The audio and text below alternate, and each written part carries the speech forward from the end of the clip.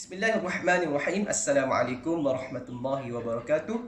Kami dari kumpulan dari subjek hubungan etnik set 20 akan membentangkan tajuk mengenai kajian mengenai pengetahuan mahasiswa UKM tentang kehidupan selepas mati dalam variasi kaum. Assalamualaikum warahmatullahi wabarakatuh. Nama Muhammad Hafizi bin Muhammad Roslan, A168129. Pada hari ini saya akan membentangkan berkaitan dengan pengenalan kajian tentang kefahaman mahasiswa berkaitan kehidupan selepas mati dalam variasi kaum. Kita pergi kepada pengenalan kajian. Yang pertama, kematian itu merupakan suatu perkara yang sudah pasti berlaku dan tidak ada sesiapa pun yang dapat terlepas dengannya.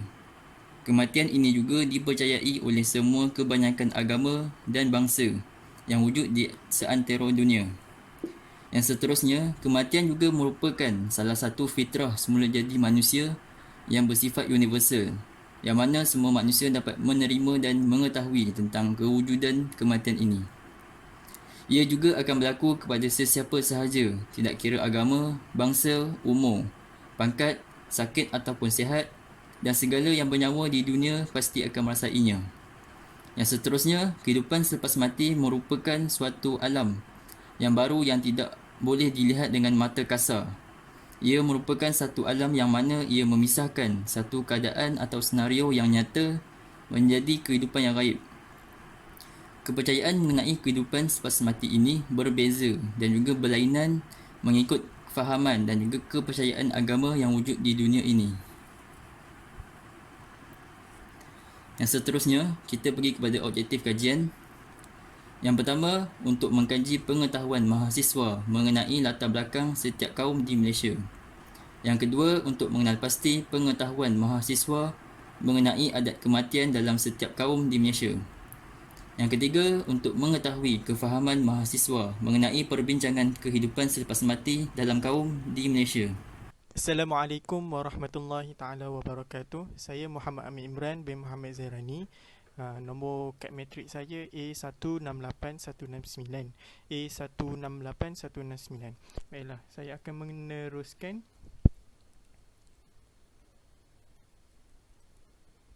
slide seterusnya, iaitu penyertaan masalah bagi kajian kami ini.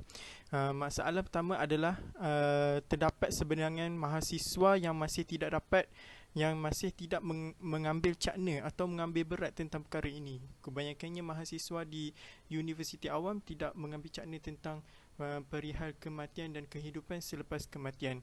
Ini dapat dilihat apabila terdapat kematian atau terdapat pengurusan berkaitan dengan si mati, mereka tidak turut serta dalam mengurus dan mempelajarinya. Terdapat juga yang tidak mengambil berat akan tradisi kaum mereka berkaitan dengan adat kematian dalam bangsa dan agama mereka sendiri. Mereka tidak pergi ke upacara pengumian si mati. Sebab itulah kita orang memberi penyertaan masalah ini. Terdapat juga mahasiswa yang masih tidak setuju atau terima akan pendapat dan pandangan daripada sebilangan masyarakat atau orang yang berilmu berkaitan terdapat satu kehidupan lain selepas kematian ini, kerana mereka sendiri yang tidak cakna dan tidak mengambil berat akan perkara ini dan kehidupan selepas mati ini sudah dipercayai. Baiklah, seterusnya adalah kepentingan kajian ini. Yang pertama, kepentingan yang pertama adalah mereka tidak perlu mengetahui cara pengurusan jenazah. Pertama, mereka perlu mengetahui cara pengurusan jenazah atau orang-orang yang sudah mati mengikut kepercayaan masing-masing seperti agama Islam, agama Buddha ataupun Hindu. Kedua, mahasiswa dapat belajar untuk memberi penghormatan terakhir kepada si mati dengan melakukan dan menyediakan upacara pengurusan dan pengumian secara teratur dan lancar. Perkara ini dapat memberi keinsafan dan pengajaran kepada mereka untuk melakukan kebaikan di dunia ini jika mereka inginkan kebaikan selepas kematian mereka kelak. Baiklah, itu saja daripada saya. Assalamualaikum warahmatullahi wabarakatuh. Kita beralih kepada latar belakang setiap kaum. Malaysia merupakan sebuah negara yang berbilang kaum yang hidup dalam aman damai. Malaysia terdiri daripada pelbagai keturunan, etnik, warna kulit, budaya dan sebagainya. Dan 3 kaum yang utama iaitu Melayu, Cina dan India. Melayu mempunyai bilangan yang paling ramai lah di Malaysia. Cina mewakili 25% daripada populasi di Malaysia. India juga mempunyai 7.5% daripada populasi. Dan terdapat juga kaum Sikh, Serani dan kaum-kaum yang lain. Kita beralih kepada latar belakang kaum Melayu. Melayu ditafsirkan sebagai penduduk asal tanah Melayu.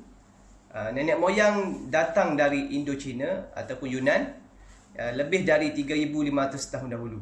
Dan kini lebih ramai kerana kemasukan beberapa kelompok masyarakat Melayu dari kepulauan lain ke tanah Melayu. Pada abad ke-9, berlaku penghijrahan beramai-ramai masyarakat Melayu Indonesia ke tanah Melayu. Sebelum zaman penjajahan, kegiatan ekonomi utama masyarakat Melayu ialah perdagangan. Perdagangan utama melalui sungai-sungai utama di negeri Melayu. Kerajaan-kerajaan Melayu tradisional lebih tertumpu di tepi-tepi sungai. Negeri-negeri di pantai timur tertumpu kepada kegiatan menangkap ikan dan bertani.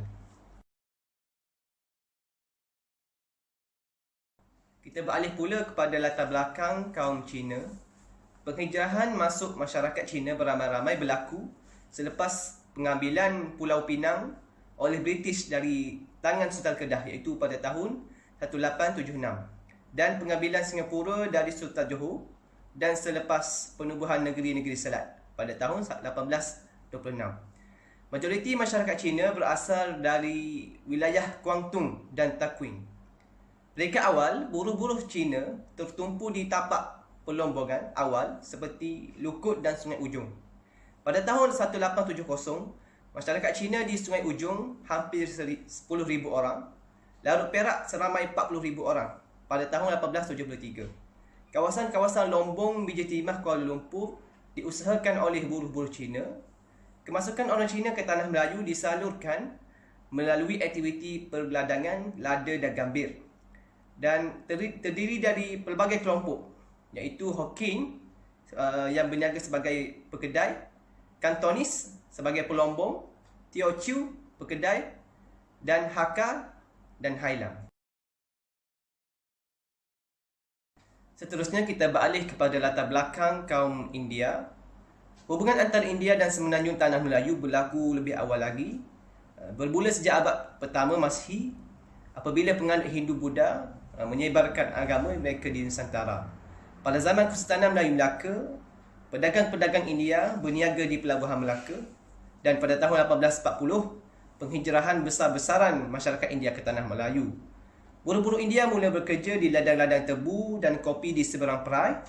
Pada tahun 1900 hingga 10 tahun seterusnya, seramai 48,000 buruh India telah berhijrah ke tanah Melayu. Dan 10 tahun kemudiannya meningkat mendadak, seramai 908,000 buruh India telah berhijrah. Dan 90% daripadanya ialah orang Tamil yang berasal dari Chennai, selebihnya Telugu dan Malayalam dan terdapat juga Punjabi dan Ceylon. Dan kebanyakan orang Tamil dan Telugu bekerja di estate sebagai buruh. Nama saya Aiman Rushdi bin Ghazali, bernombor matris A167819. Saya akan membentangkan berkenaan dengan 3 adat kematian kaum bagi 3 kaum utama di Malaysia, iaitu adat kematian bagi kaum Melayu, kaum India dan kaum Cina. Yang pertama berkenaan dengan adat kematian kaum Melayu. Semasa berlaku kematian, keluarga si mati akan menghibahkan kepada imam masjid agar kematian itu dapat dimaklumkan kepada saudara mara dan jiran tetangga di sekitar kawasan berdekatan. Mayat akan diletakkan di ruang tengah rumah dalam keadaan dibaringkan serta akan ditutup dari kepala hingga ke kaki dengan sehelai kain. Sebelum dikebumikan, mayat akan dimandikan oleh tukang mandi mayat dengan tertib. Selesai sahaja proses memandikan si mati, jenazah akan dikafankan yang bermaksud membalut badan jenazah dengan kain putih berdasarkan aturan yang tertentu. Diletakkan di dalam keranda serta diusung ke masjid atau surau yang berhampiran untuk disolatkan. kaum lelaki digalakkan menghantar jenazah hingga ke kubur. Sebaliknya kaum wanita kurang digalakkan kerana dia khawatiri akan meratapi mayat, kerana ratapan yang berlebihan adalah dilarang di dalam Islam. Mayat akan dikebumikan di kubur yang tersedia. Selesai pengebumian, upacara talqin dijalankan dan membaca doa kepada si mati oleh imam masjid. Selesai talqin dan doa, air akan disiram di kubur si mati. Seterusnya adat kematian kaum Cina. Mayat akan dibersihkan dan dimandikan. Selepas itu, mayat akan disolek dan disapu dengan minyak wangi agar kelihatan cantik dan tenteram. Mayat akan diletakkan ke dalam keranda kayu yang diukir dengan bersalurkan logam. Tempat pengebumian memainkan peranan yang penting. Kawasan yang paling tinggi adalah yang lebih baik jika dibandingkan dengan tanah yang rata. Si mati akan dipakaikan dengan pakaian tradisional atau pakaian yang cantik bagi alam selepas mati yang dipercayai oleh kaum Cina. Manakala ahli keluarga perlu memakai baju berkabung yang berwarna hitam atau biru sahaja. Mereka tidak dibenarkan memakai baju berwarna merah dan memakai barang kemas kerana dianggap mempersendakan si mati dan keluarganya. Seterusnya, adat kematian kaum India. Mayat akan diletakkan di ruang tamu. Kepala mayat akan dihadapkan ke arah selatan dan sebuah lampu minyak atau keamaatci aman vilaku dipasang dinyalakan. Kemudian sebiji kelapa terbelah dua dan sirih pinang diletakkan berhampiran si mati. Serbuk suci atau tiru-niru disapu pada dahi si mati sebelum disembahyang. Mayat akan dimandikan terlebih dahulu dan dibaringkan di atas katil di ruang tamu atau halaman rumah. Selepas dimandikan, si mati akan dipakaikan dengan pakaian baru iaitu sari bagi mayat perempuan dan dhoti bagi mayat lelaki. Terdapat 3 upacara kematian iaitu upacara menanggalkan tali, upacara Va'ai Karisi dan Koli Cati. Upacara tali dilakukan semasa berlaku kematian dalam sebuah keluarga. Tali ialah rantai suci perkahwinan yang hanya boleh ditanggal oleh isteri setelah suaminya meninggal dunia. Bagi upacara Vaikarisi, mayat yang telah dimandikan dan dihias akan dimasukkan ke dalam keranda. Koli Cati bermaksud periuk tanah liat yang mengandungi api koli cati dibawa oleh keluarga si mati sama ada anak atau bapa. Selesai upacara pengebumian, beberapa adat seperti berikut akan dilakukan seperti membersihkan rumah, mengumpul abu mayat dan berkabung. Tempoh berkabung pula berlangsung selama 8 hari atau 16 hari. Seterusnya, metodologi kajian. Metodologi kajian yang digunakan adalah kuantitatif dan kualitatif, di mana para mahasiswa diedarkan Google Form yang berbentuk soal selidik bagi mendapat data. Data responden dikumpulkan dan ditetapkan seramai 50 orang.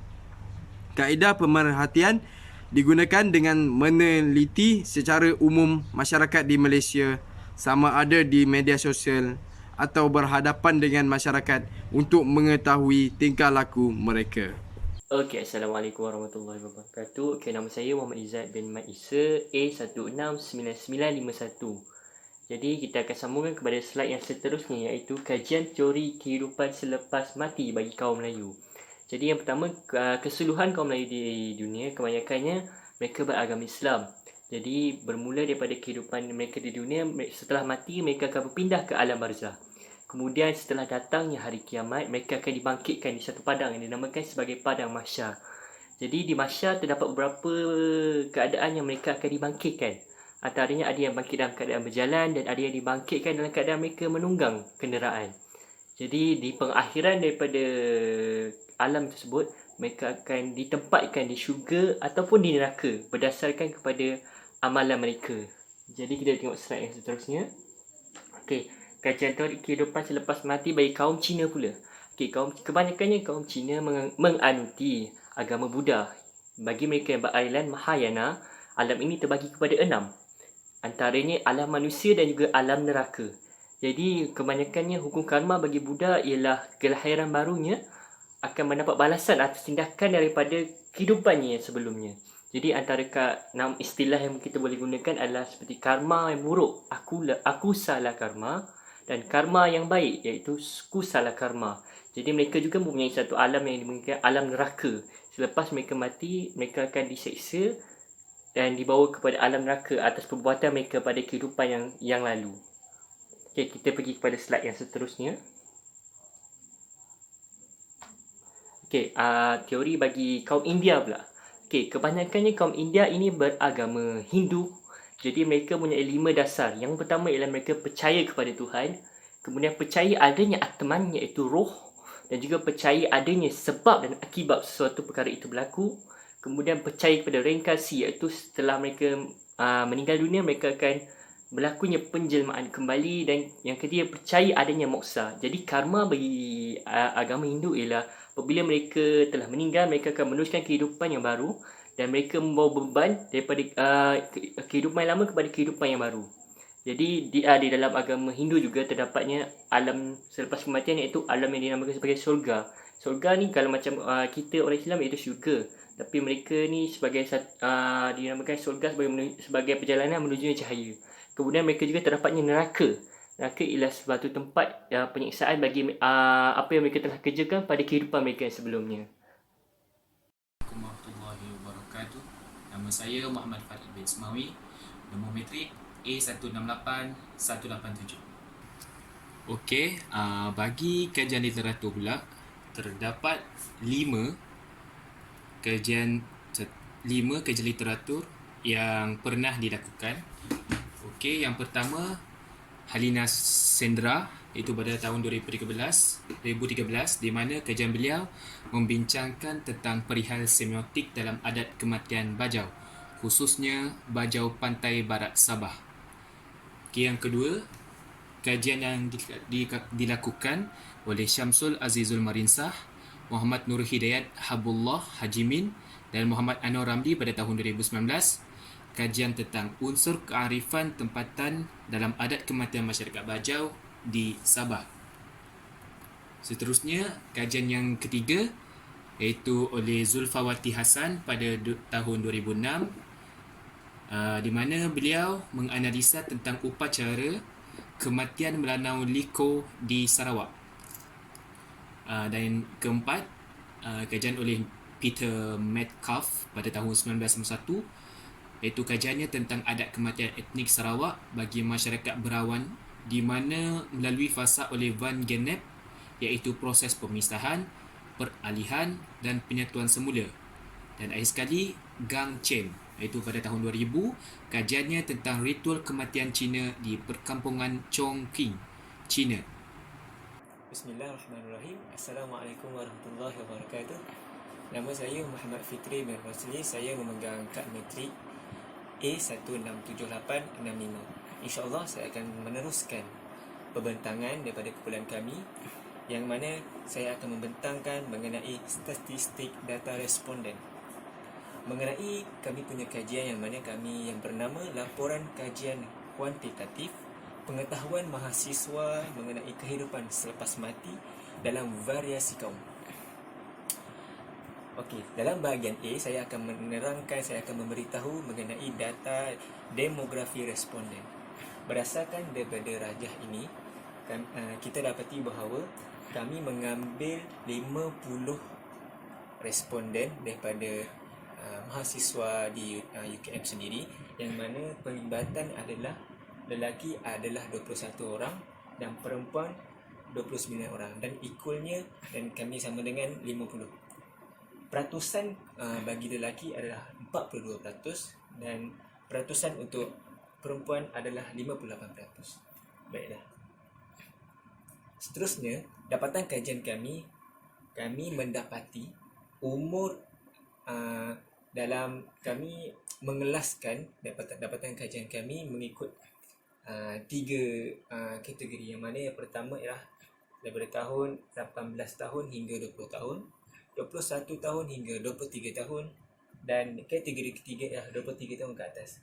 yang mana kita dapati bahawa yang berumur 18 tahun hingga 20 tahun, kami mendapati kekerapan responden adalah 12 dan peratusannya adalah 24%. Dan kemudiannya pada kategori umur 21 tahun hingga 23 tahun, kami mendapati kekerapan ialah 37%.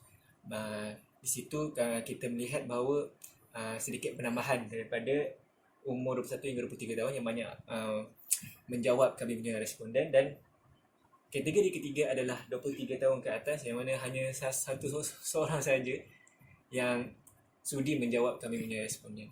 Okey, keseluruhannya adalah 50%. Okey, baiklah.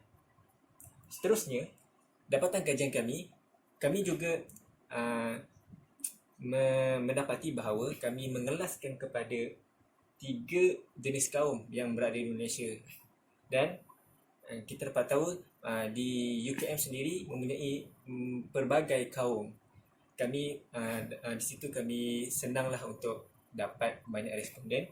Dan kemudiannya kami mendapati bahawa kaum Melayu mempunyai 44 kekerapan, yang mana majoritinya 88% daripada kaum Melayu sendiri. Dan kaum Cina hanya 4 kekerapan iaitu 8%, dan kaum India adalah 2 kekerapan 4% sahaja. Dan yang akhir sekali, kami membuat kajian mengenai tahun pengajian. Kami mengelas kepada 3 tahun, yang mana tahun pertama pengajian, tahun pertama kekerapannya adalah 11, dan tahun pengajian kedua adalah 30% kekerapannya, dan yang ketiga tahun pengajian tahun 3 adalah 9 kekerapan, iaitu 18%. Di sini saya memberi kesimpulan bahawa ramai daripada tahun 2 yang menjawab kami punya responden. Sekian itu daripada saya. Okey, nama saya Muhammad Alif Haikal bin Muhammad Zain. Nombor matrik A168075. Saya akan membentangkan bahagian seterusnya, iaitu bahagian B, bahagian C dan bahagian D. Pada bahagian B, bahagian ini menganalisiskan berkaitan dengan pengetahuan mahasiswa Universiti Kebangsaan Malaysia tentang latar belakang kaum di Malaysia. Berdasarkan rajah 1, peratusan jumlah responden sangat setuju adalah 68.8%, manakala bagi responden bersetuju mencatatkan sebanyak 21.6%. Bagi responden tidak pasti mencatatkan sebanyak 8% sahaja. Responden tidak setuju pula mencatat sebanyak 1.2%. Peratusan responden bagi sangat tidak setuju hanya 0.4% sahaja. Pada bahagian C, bahagian ini pula menganalisiskan berkaitan dengan pengetahuan mahasiswa Universiti Kebangsaan Malaysia terhadap adat kematian kaum di Malaysia. Berdasarkan rajah 2, peratusan jumlah responden sangat setuju adalah 64.8%, manakala bagi responden bersetuju mencatatkan sebanyak 20.8%. Bagi responden tidak pasti mencatatkan sebanyak 13.6% sahaja. Responden tidak setuju pula mencatat sebanyak 0.4%. Peratusan responden bagi sangat tidak setuju hanya 0.4% sahaja. Bagi bahagian terakhir iaitu bahagian D, bahagian ini menganalisiskan berkaitan dengan pengetahuan mahasiswa Universiti Kebangsaan Malaysia terhadap kehidupan selepas mati dalam variasi kaum. Berdasarkan rajah 3, bahagian menerusi analisis alamak, silap pula.